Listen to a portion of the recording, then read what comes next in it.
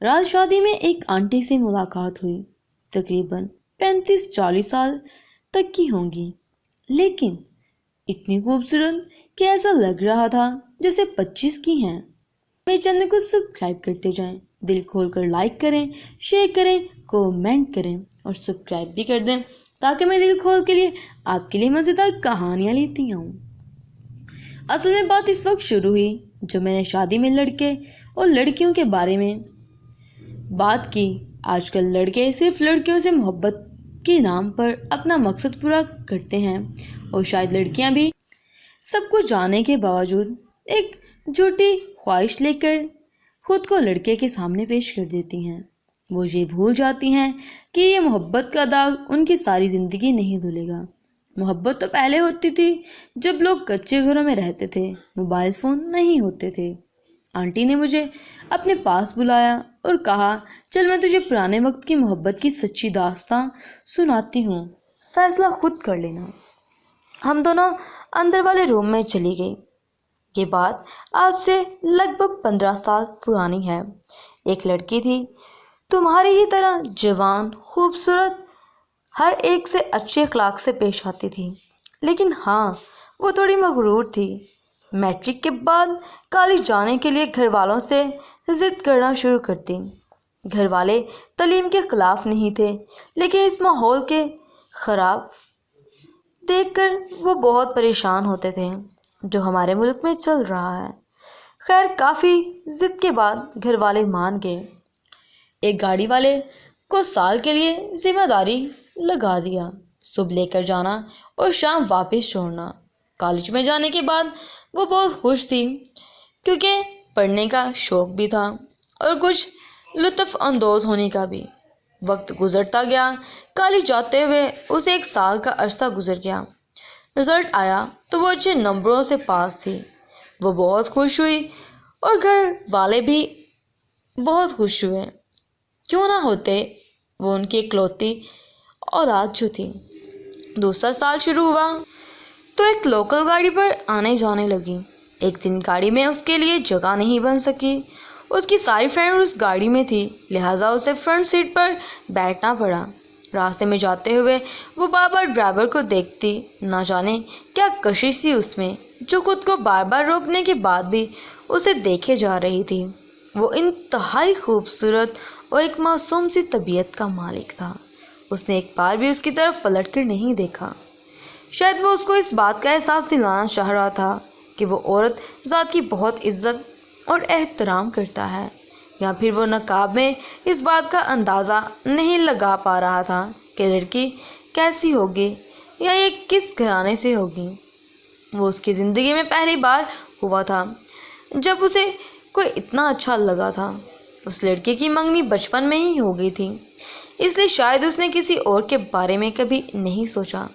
دن گزرتے گئے اور لڑکا پہلے سے زیادہ اس میں دلچسپی لینے لگا۔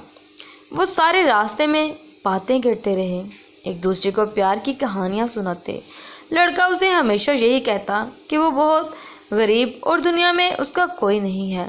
ایک بہن تھی جس کی شادی کرتی ہے، ساتھ میں وہ یہ احساس بھی دلاتا کہ پیار میں لوگ کیا کیا قربانیاں دیتے ہیں۔ ہمیشہ کسی فلم کی سٹوری سناتا اور اگر کسی بات سے ناراض ہوتی تو وہ فوراً منوا لیتا۔ یہ بات اس کے گھر والوں کو کبھی یہ بات نہیں ماننے گے کہ تم ایک ڈرائیور سے شادی کر لو۔ بات تو اس کی شاید ٹھیک تھی، لیکن اسے خود یہ یقین بھی تھا کہ گھر والوں کو من نہ لے گی۔ اس نے گھر بات کی اور گھر والے صاف انکار کے ساتھ غصے میں آ گئے۔ اس نے اپنی آج تک ہر بات منوائی تھی، لیکن شاید وہ اس بات میں ناکام تھی، کیونکہ یہ اس کی زندگی کا سوال تھا۔ آخر وہ ایک دن وہ محبت میں اپنی اس محبت کو بھول گئی جس نے اسے اس قابل کیا تھا کہ وہ آج اس محبت کو نبھانے چلی تھی۔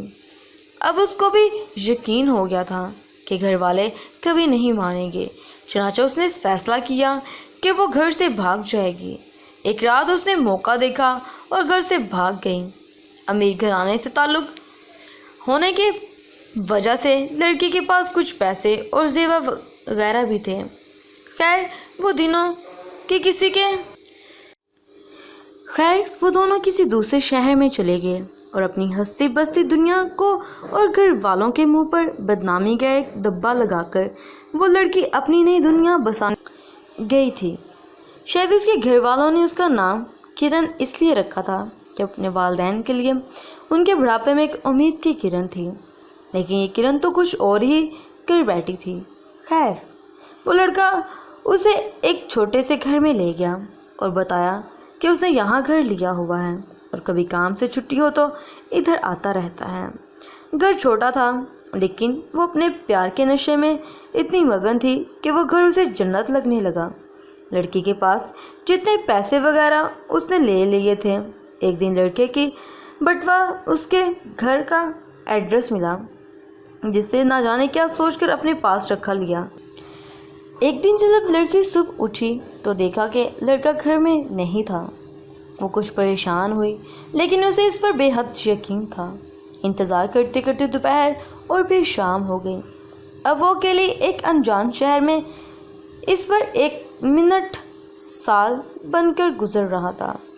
شام کے وقت دروازے پر دستک ہوئی۔ وہ بھاگتی ہوئی دروازے پر پہنچی لیکن یہ دیکھ کر حیران رہے گی کہ وہاں وہ لڑکا نہیں بلکہ 5-4 عجیب سی شکل والے انسان کھڑے تھے۔ انہوں نے لڑکے کے لیے پوچھا۔ اسے جواب دیا کہ گھر نہیں ہے، کل آنا۔ تم کون ہو؟ لڑکی: میں اس کی بیوی ہوں۔ جس پہ سب نے کہکا لگایا۔ وہ اس لڑکی پر انتہائی گھٹیا باتیں کیے جا رہے تھے۔ آخر پتہ چلا کہ وہ ایک آوارہ لڑکا ہے۔ لڑکیوں سے پیار محبت کی باتیں کر کے انہیں اپنے جال میں پھنسا کے انہیں یا تو بیچ ڈالتا ہے یا غلط کام پر لگوا دیتا ہے۔ اس نے کافی ماہ سے گھر کا کرایہ تک نہیں دیا تھا جسے وہ اپنا گھر بول رہا تھا۔ لڑکی خود کو ایک مچھلی کی طرح محسوس کر رہی تھی جسے پانی سے باہر نکال کر چھوڑ دیا گیا ہو۔ اسے ایسے لگتا جیسے قیامت شروع ہو گئی ہو۔ کچھ دن کے لیے وہ دوسری دنیا میں چلی گئی۔ اس کو ہر طرح کے کپڑے پہننے کی اجازت تھی۔ اسے ایسے لگا جیسے قیامت شروع ہو گئی ہے۔ کچھ دیر کے بعد وہ خاموش ہو گئی۔ وہ رونے کے سوا کر بھی کیا سکتی تھی؟ اسے یہ بھی پتہ نہیں تھا کہ یہ شہر کون سا ہے۔ وہ ان لوگوں کے سامنے رونے لگی۔ کون سا ہے یہ شہر؟ وہ ان لوگوں کے سامنے ایسے فیل کر رہی تھی جیسے کہ وہ بہت بزدل ہو گئی ہے۔ کل وہ یہاں سے چلی جائے جس پر ایک حیوان کی شکل نما انسان اسے یہ کہہ کے چھوڑ دیا کہ وہ رات کو پھر آئے گا۔ وہ لوگ عورت کو صرف طوائف کی نظر سے دیکھتے تھے لیکن وہ صرف رو سکتی تھی۔ اس کے جانے کے ساتھ اس نے وہاں سے جانے کا فیصلہ کر لیا۔ جاتی بھی تو کہاں؟ اسے تو یہ بھی پتہ نہیں تھا کہ وہ یہ کون سی دنیا، کون سا شہر ہے، لیکن پھر بھی گھر سے نکل پڑی۔ اسے یاد آیا کہ اس کے پاس تو لڑکے کا گھر کا ایڈریس ہے۔ اس نے جلدی سے اسے نکالا اور لوگوں سے پوچھنے لگی۔ یہ پتہ ملا لیکن وہاں تک جاتی کیسے؟ پیسے تو تھے نہیں اور جو پیسے اس کے پاس تھے وہ بہت کم تھے۔ رات ہونے والی تھی لیکن اس سے زیادہ بھیانک رات اس کی زندگی میں آ چکی تھی۔ اس نے ڈرائیور کو بولا کہ اتنے پیسے میں جہاں تک لے جا سکے ہو لے چلو۔ وہ سارے راستے میں روتی رہی اور دعا کرتی رہی کہ وہ گھر مل جائے۔ ڈرائیور نے اسے راستے میں اتار دیا۔ کسی سے پوچھنے پر پتہ چلا کہ یہ روڈ اسی طرف جاتی ہے۔ سارا دن کی بھوکی اور ایک عورت کتنی برداشت کر سکتی تھی؟ رو رو کر اس کا برا حال تھا۔ چلتے چلتے وہ گھر جاتی اور پھر خود ہی اٹھ کر چلنے لگتی۔ آخر ایک جگہ آگ کی وہ ہمت ہار ہی گئی۔ وہ وہیں پر گر پڑی۔ اس کی قسمت اچھی تھی کہ وہاں پہنچی تھی۔ وہ کسی انسان کا در نہیں تھا بلکہ اللہ کا گھر تھا۔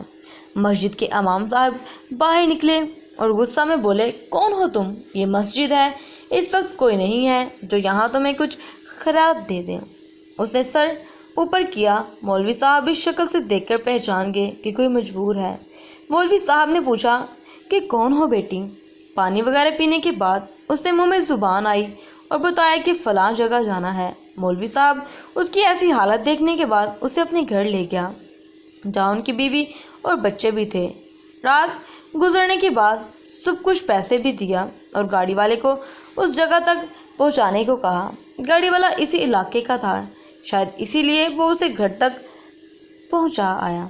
घर के अंदर जाते ही उसने एक बुजुर्ग को देखा और जाते ही उनके पाँव में गिर गई।